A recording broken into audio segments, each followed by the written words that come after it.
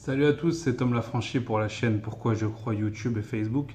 Et aujourd'hui, on se retrouve pour un nouveau sujet qui est assez vaste et je vais y donner mon avis et qui est l'avis des plupart des chrétiens, et pour ceux qui se posent des questions, sur le concept de vérité. C'est-à-dire que qu'est-ce que la vérité et la vérité est-elle unique par définition? En ce qui me concerne, je pense que la vérité est unique par définition sur la question du salut, c'est-à-dire comment accéder au paradis, qui dit vrai parmi toutes les religions.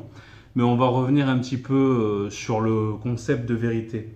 La vérité, c'est une question qui se pose depuis très longtemps. On peut remonter jusqu'à Platon, vous pouvez taper sur Internet vérité, vous allez retrouver cette question philosophique sur qu'est-ce que la vérité. Et il y a eu beaucoup de débats sur la vérité. Mais là, vraiment, on va se concentrer, pour ceux qui cherchent, sur le concept de vérité salutaire. Alors en premier, je vais donner une petite définition qui m'a plu, que j'ai trouvée sur le site info.bible.org, sur lequel je me retrouve très souvent, car je trouve pas mal d'informations. Et ensuite, je vais donner mon point de vue, jusqu'à pouvoir vous faire à tous analyser la chose. Et pourquoi pas le partager à ceux justement qui se posent des questions sur la vérité. Parce que quand on cherche sa religion, on en revient souvent à se dire qu'est-ce que la réalité, en qui je peux croire? Y a-t-il plusieurs vérités? Est-ce que tous les chemins mènent à Rome? Est-ce que tous les chemins mènent au paradis? Est-ce que nous sommes sauvés par plusieurs chemins ou par un seul? Donc sur ce site, j'ai trouvé un petit passage sympa que je vais vous lire. Donc, sur le plan moral et spirituel, nous vivons dans un monde où la lumière de la vérité est tellement mêlée à l'obscurité de l'erreur que l'on tâtonne dans le crépuscule de l'incertitude. Déjà, pour approfondir sur ça, j'aime beaucoup parce qu'on est vraiment dans des temps où chacun a sa vérité en fait. On est vraiment dans un monde qui est très New Age, où chacun a sa vérité et surtout on trouve des vérités qui nous intéressent à nous et qui nous confortent dans notre façon de vivre. Et on va voir, est-ce que c'est l'humain qui se conforte par rapport à la vérité, ou est-ce que c'est la vérité qui doit se conforter par rapport aux humains? Parce que pour moi, le concept de vérité, c'est que la vérité, elle est là, elle ne bouge pas, et c'est nous qui devons forcément aller nous mettre en règle avec ce type de vérité. Notre monde occidental est plongé dans la pénombre spirituelle qu'il ne se pose même plus la fameuse question de Ponce Pilate, qu'est-ce que la vérité? Donc on reviendra sur ce passage où Jésus parle à Ponce Pilate et Ponce Pilate lui dit qu'est-ce que la vérité? N'est vérité pour l'homme moderne que ce qu'il plaît à son cœur. Pour qu'une chose soit acceptée aujourd'hui, il ne faut plus nécessairement qu'elle soit vraie, elle conviendra d'autant mieux qu'elle sera facile et qu'elle n'entrera pas en conflit avec notre manière de voir ou de faire. D'où des phrases nébuleuses comme « toutes les religions sont bonnes pourvu qu'on y croit ». Voilà, donc on arrive à ce concept de New Age où comme en fait, on en revient aussi à ce concept d'ego, bon ça c'est encore autre chose, mais où en fait, comme tout le monde apporte sa propre vérité et que les gens ne veulent plus se bousculer, il y a plus vraiment, il y a des arguments mais on veut plus trop se bousculer, donc on va essayer de caresser les choses dans le sens du poil en disant non mais enfin, chacun sa vérité, je veux pas te bousculer. Mais nous, chrétiens, on ne peut pas se permettre de conforter les gens dans des erreurs. On ne peut pas leur dire non, mais chacun sa vérité, ne t'inquiète pas, je ne veux pas te bousculer. Bien au contraire, on veut pas bousculer charnellement, mais on veut bousculer spirituellement en emmenant la personne à se poser les bonnes questions. Qu'est-ce que la vérité? Je vais t'emmener à te poser les bonnes questions sur la vérité, puisque Jésus est venu avant et il a dit des choses, que l'Ancien et le Nouveau Testament disent des choses sur la vérité. Donc on va t'emmener à te poser des questions, toi qui es de n'importe quelle religion, n'importe quelle croyance. D'où cette phrase nébuleuse, donc je reprends, « Toutes les religions sont bonnes pourvu qu'on y croit » ou « Il n'y a qu'un Dieu, il est le même pour tous ». Certains iront jusqu'à dire « La vérité ne m'est vérité que lorsqu'elle sert mes intérêts ». Donc voilà, ça c'est vraiment, c'est un de mes fondements en fait. C'est sur ça en fait presque que je me suis converti aussi, c'est-à-dire que est-ce que la vérité est unique? Par définition pour moi oui. Et dans ces cas-là, alors, je vais aller vers cette vérité et moi, je vais m'adapter à cette vérité. Cette vérité va me transformer, on va le voir par la suite. Mais ce concept de New Age qui a envahi le monde, et d'ailleurs, je vous pousse, si vous voulez, à aller cliquer sur ma vidéo qui s'appelle le New Age, pour comprendre qu'est-ce que c'est vraiment cet esprit New Age, créé par Helena Blavatsky, enfin en partie créé par Helena Blavatsky, qui était une sorcière de très haut degré, donc toujours au service de l'ennemi de Dieu. Cet esprit, il a envahi le monde en fait. Aujourd'hui, on va discuter avec un juif, avec un musulman, avec un bouddhiste. Et les gens, bien souvent, vous allez voir, ils vont trouver des points d'intérêt et on va être dans un esprit d'œcuménisme. Et d'ailleurs, les puissants de ce monde se servent de cet esprit d'œcuménisme pour arriver au nouvel ordre mondial. C'est-à-dire créer une seule religion avec un seul Dieu pour tous, mais qui éloignera tout le monde de la vérité principale. Donc comme quoi ce principe de vérité, il est très fort et très important pour nous les chrétiens et pour le faire comprendre aux autres aussi qui sont en train de m'écouter, de me regarder. Qu'est-ce que disent les autres religions sur la vérité et comment on vit nous avec un concept de vérité à l'intérieur de nous qui est bien souvent très profond, c'est-à-dire que c'est un héritage de nos parents.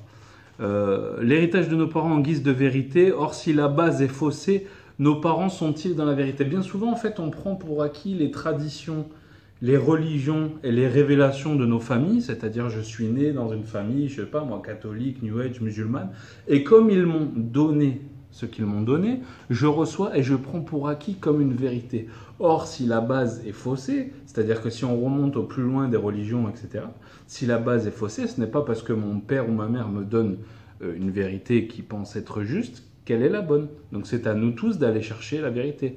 D'ailleurs, la Bible nous dit « qui cherche trouve ». Donc c'est-à-dire qu'on n'a rien d'acquis, il faut aller chercher les choses pour aller trouver cette fameuse vérité. Pour vous donner un exemple, j'ai pris un petit passage de Psaume 51 qui appelle à la repentance, mais qui nous dit aussi que la tradition des hommes et la retranscription de nos parents sur nous, ou leur... comme je disais, leur redescente sur nous par rapport à la vérité est fausse, puisque si on s'appuie sur la Bible et que tous sont nés pécheurs et que tous sont nés dans le mensonge, alors si je ne suis pas dans la vérité qui pour nous est christique, alors j'ai reçu quelque chose de faux. Dans ce passage de Psaume 51, il est écrit « Ô Dieu, je reconnais mes transgressions, mon péché est constamment devant moi. Tu veux que la vérité soit au fond de ton cœur, mais... Tu veux que la vérité soit au fond du cœur, mais voici, je suis né dans l'iniquité et ma mère m'a conçu dans le péché. » Donc en étant né dans l'iniquité et en ayant des parents qui étaient nés dans le péché, il est très peu probable que j'ai la vérité. Or, sauf si je suis né vraiment à une époque où il y avait peu de religion et que le Dieu était le Dieu unique. Ce qui, je crois, n'a sûrement jamais existé du plus loin que je m'en rappelle. Qu'est-ce que disent les religions du monde sur ce concept de vérité? Bon, j'ai pris la fameuse image qui parle donc de Bouddha, Mohamed et Jésus. Et donc Bouddha déclare à la fin de sa vie « Je cherche encore la vérité », ce qui veut bien dire qu'il ne l'était pas quelque part, puisque je cherche encore la vérité, ça veut dire qu'il ne l'avait pas acquis. Alors les hommes diront « mais il était sage car personne n'a la vérité ». Or, ce n'est pas encore une fois ce que nous dit la Bible ni ce que nous dit Jésus. Mohamed déclarait « je ne connais pas le but de la vie ». Donc à vérifier au niveau des sources parce que je n'ai pas la source, mais je ne connais pas le but de la vie, ça veut dire qu'il ne connaît pas l'aboutissement. D'ailleurs dans l'islam, quand on meurt et que quelqu'un est mort, on va lui dire « Allah Warlem », ça veut dire « seul Dieu sait ». Donc c'est-à-dire, est-ce qu'il va au paradis? Est-ce qu'il est sûr? Est-ce qu'il avait la vérité? On ne sait pas. Et Jésus déclare « Je suis le chemin, la vérité et la vie ». Dans les trois mots qu'il y a ici, il déclare tout. Je suis le chemin, donc ça veut dire le seul chemin. La vérité, donc ça veut dire qu'il n'y en a qu'une. Et le concept de vérité, donc du coup, si on prend la véracité des évangiles, qui historiquement parlant sont très fiables, plus fiables que la guerre des Gaules, si on prend le personnage de Jésus qui a bouleversé le monde de par ses miracles et de son ministère qui a duré 3 ans, on peut avaler cette parole. Et il dit aussi « je suis la vie ». Donc la vie c'est Dieu. La vie c'est Dieu qui crée la vie par son souffle.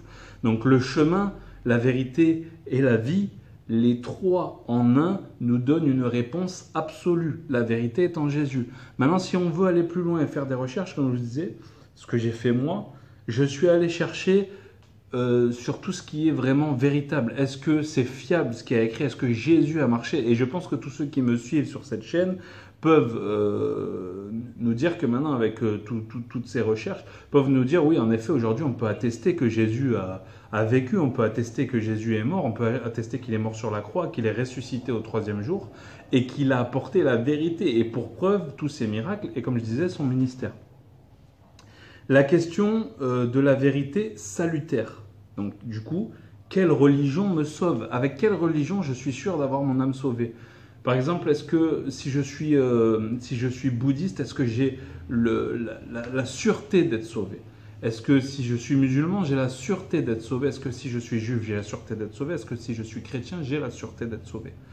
Jésus nous dit, la Bible nous dit en Jean 3, verset 16, « Car Dieu a tant aimé le monde qu'il a donné son Fils en sacrifice afin que quiconque croit en lui soit sauvé. » Donc là, on est sur une vérité salutaire. Et Jésus dit de sa bouche, « Je suis le chemin, la vérité et la vie. » Et ces concepts de vérité et de salut sont l'ensemble de la Bible. Vous pouvez aller faire des recherches, je vous pousse toujours à la recherche. Cherchez salut et vous trouvez que le salut se trouve en Christ, le salut se trouve en sa croyance, le salut se trouve dans la vérité scripturaire, dans la Bible. Les textes qui sont avant ou après, que personnellement je ne m'avancerai pas parce que je ne connais pas plus que ça, moi je m'appuierai que sur les textes de l'Évangile, sont donc véritables.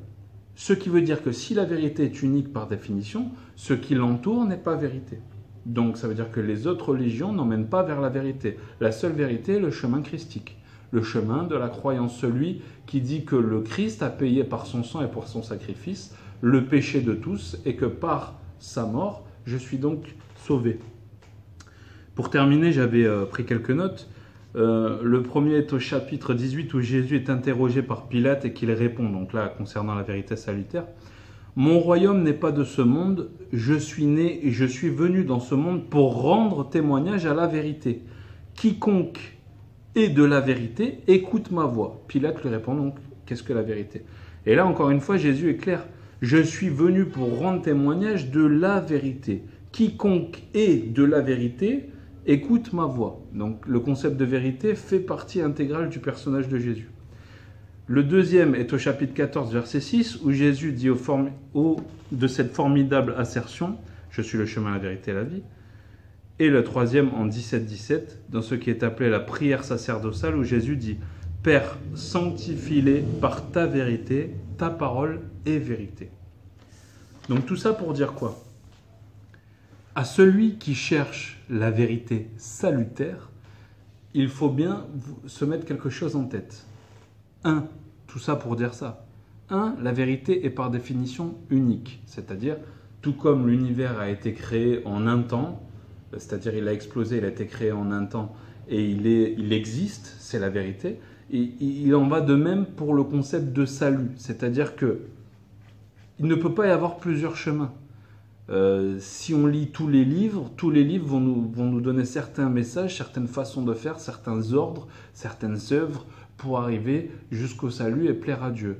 Or, la véritable religion, ce n'est pas grimper les échelons pour arriver jusqu'à Dieu et essayer de lui plaire par des bonnes odeurs, car nous ne lui plaisons pas, car il est écrit en Romains, car tous ont péché et sont privés de la gloire de Dieu.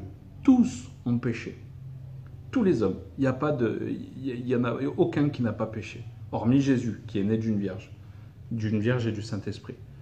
Donc, la Bible nous dit que nous avons tous péché et que nous ne pouvons pas aller au paradis à cause de notre péché.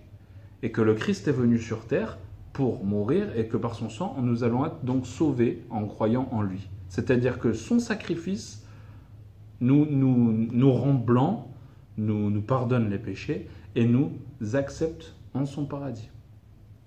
Donc, toutes les religions, on grimpe les échelons pour arriver jusqu'à Dieu sans être certain que Dieu nous accepte, sauf que la nôtre, c'est Dieu qui descend de son échelle en la personne du Christ qui meurt pour nous rendre purs. Donc il n'y a pas de plus belle preuve d'amour que l'histoire de la Bible, il n'y a pas de plus belle preuve d'amour que l'histoire du Christ. Donc dans le concept de vérité, la vérité est unique, le Christ est la vérité, je suis le chemin, la vérité et la vie. Et si vous voulez venir à lui, faites cette prière simple, Seigneur, révèle-toi à moi, j'ai compris que tu es la vérité, je veux venir avec toi sur tes chemins, je veux me repentir de mes péchés et je veux comprendre. Et je peux vous assurer que Jésus va se présenter à vous. Et il n'y aura peut-être pas de signe particulier tout de suite, mais en tout cas, votre esprit va s'éveiller et vous allez comprendre le monde entier. L'œil va s'ouvrir, vraiment, l'œil intérieur va s'ouvrir et vous allez comprendre la mascarade du monde entier. Donc il ne faut pas se perdre dans des concepts de religion New Age ou pas New Age. Il n'y a pas plusieurs chemins. Oui, il y a plusieurs chemins peut-être qui menaient à Rome à l'époque, mais en tout cas, il n'y a pas plusieurs chemins qui mènent au salut. Il n'y a qu'un seul chemin qui mène au salut, c'est les voies du Christ par son sang. Et rappelez-vous bien ce verset dans Jean 3, verset 16. Car Dieu a tant aimé le monde qu'il a donné son Fils en sacrifice afin que quiconque croit en lui soit sauvé. Sur ce, soyez bénis, je vous encourage tous à partager cette vidéo. N'oubliez pas que vous, chrétiens, vous connaissez le concept de vérité qui me regardez, mais ceux qui sont autour de vous ne connaissent pas le concept de vérité. Parfois, les gens se posent des questions et je fais cette vidéo pour vous, pour eux. Donc, partagez en masse pour que le message se propage, la bonne nouvelle se propage à travers les réseaux. À très bientôt sur la chaîne Pourquoi je crois. Tom Lafranchi.